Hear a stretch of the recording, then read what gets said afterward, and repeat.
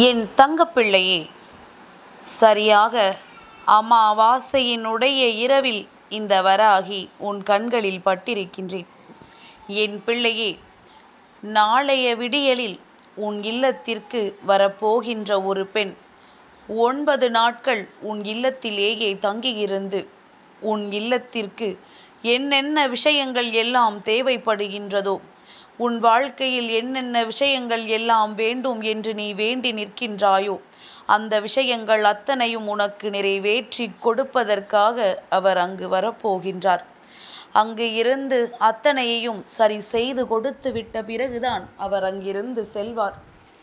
அதாவது நாளைய விடியலில் உன் இல்லத்திற்கு வரப்போகின்ற இவர் 9 நாட்கள் அங்கிருந்து செய்யக்கூடிய அவர்களினுடைய வேலைகளினால் உன்னுடைய இல்லத்தில் இருக்கின்ற எல்லா தீமைகளும் வெளியேறி நன்மைகள் உன் இல்லத்தில் நடக்க தொடங்கும்.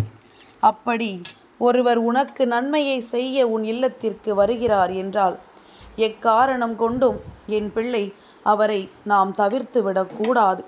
அவர் யார், எதற்காக வருகின்றார், இங்கு வந்து அவர் என்ன விஷயங்கள் செய்ய போகின்றார் என்பதனை எல்லாம் நீ நிச்சயமாக தெரிந்து கொள்ள வேண்டும்.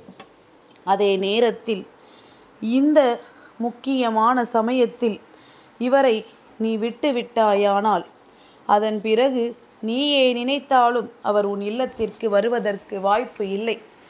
அவர்களாக வரும்பொழுது அவர்களை உள்ளே வரவழைத்து அவர்களின் ஆசையை நீ பெற்றுக்கொள்ள வேண்டும். யாராக இருந்தாலும் சரி, நல்லது நினைப்பவர்களாக அவர்கள் இருக்கிறார்கள் என்று தெரிந்த பிறகு அவர்களை வரவழைப்பதுதானே உண்மையான மரியாதை. வேண்டாம், நீங்கள் வர வேண்டாம் என்று சொல்லி யாரையும் வெளியனுப்பி விடாதே.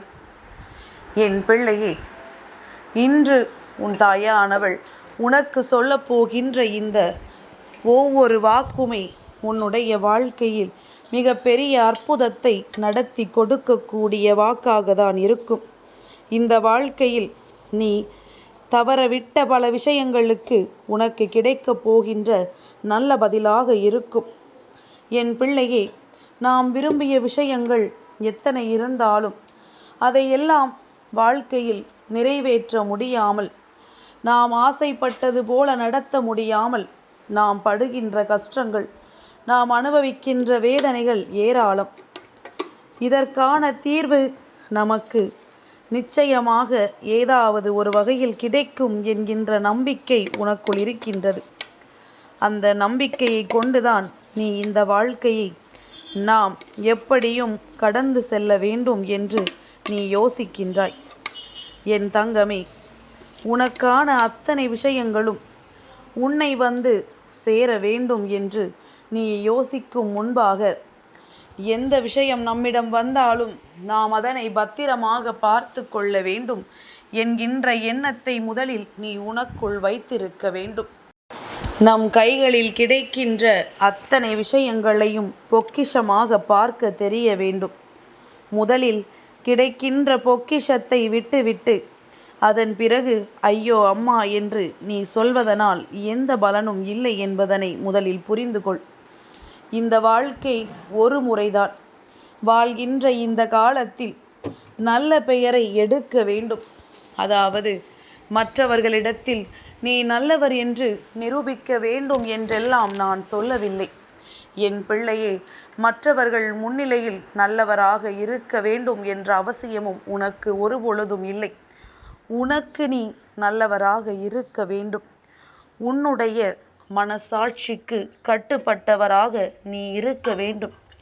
இந்த வாழ்க்கை உனக்கு கொடுக்கின்ற ஒவ்வொரு விஷயங்களையும் நீ ரசித்து அதனை பெற்றுக்கொள்ள வேண்டும்.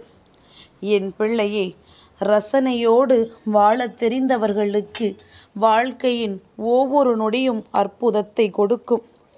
எவ்வளவுதான் நடந்தாலும் அதை ரசிக்க தெரியவில்லை என்றால் இந்த வாழ்க்கையை வாழ்வதிலும் எந்த பலனும் இல்லை என்பதனை முதலில் புரிந்து கொள்ள வேண்டும்.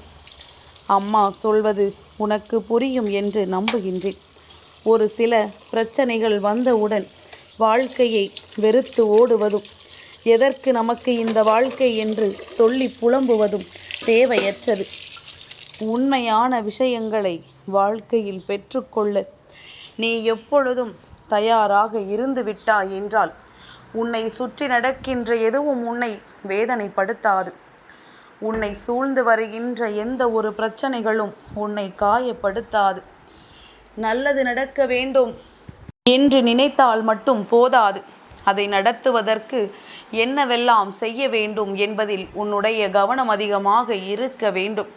என் பிள்ளையே, எல்லாவற்றையும் உன்வசமாக்கி இந்த வாழ்க்கையை உன்னுடையதாக்க நீ எடுக்கின்ற ஒவ்வொரு முயற்சிகளுமே உனக்கு மிகப்பெரிய வெற்றியை கொடுக்க வேண்டும்.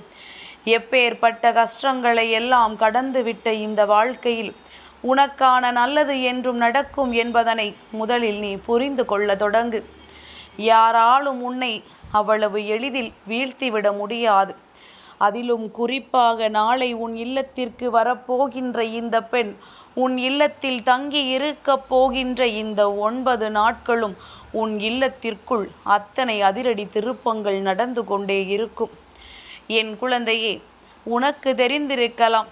ஒருவேளை என் குழந்தைகள் யாருக்கேனும் இது தெரியவில்லை என்றால் அவர்கள் நிச்சயமாக தெரிந்து கொள்ள வேண்டியது அவசியம். அதனால்தான் அம்மா எப்பொழுதும் முதல் நாளிலேயே அடுத்த நாள் உன் இல்லத்திற்கு வரக்கூடியவர்களை பற்றிய தகவலை தந்து விடுகின்றேன். நீ எதுவும் நடக்காதது போல இருந்துவிடக்கூடாதல்லவா?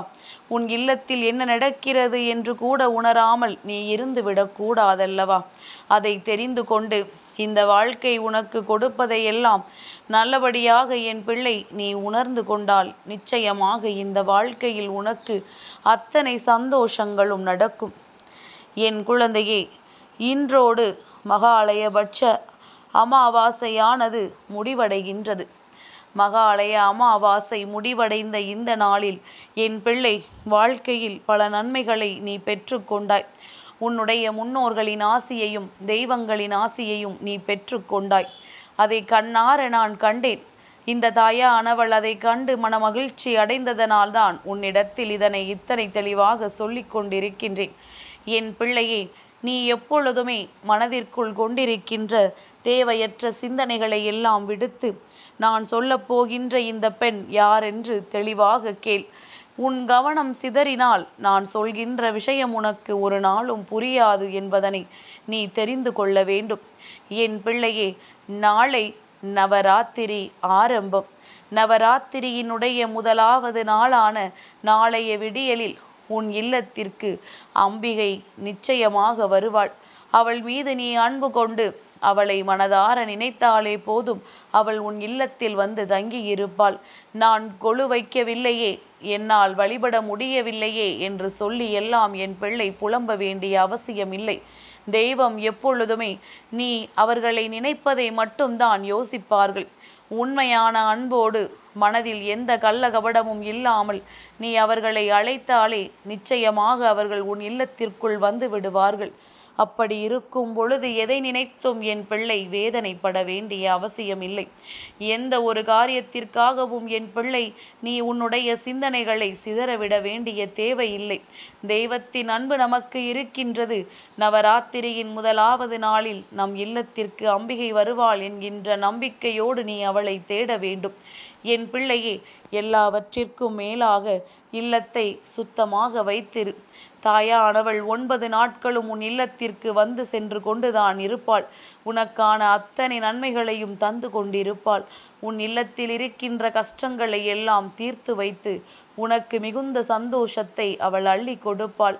நவராத்திரியினுடைய அடுத்தடுத்து என்ன செய்ய வேண்டும் என்கின்ற விஷயங்களை உன் அம்மா உனக்கு எடுத்து சொல்லிக் கொண்டே இருப்பேன் என்பதனை மறந்து விடாதே.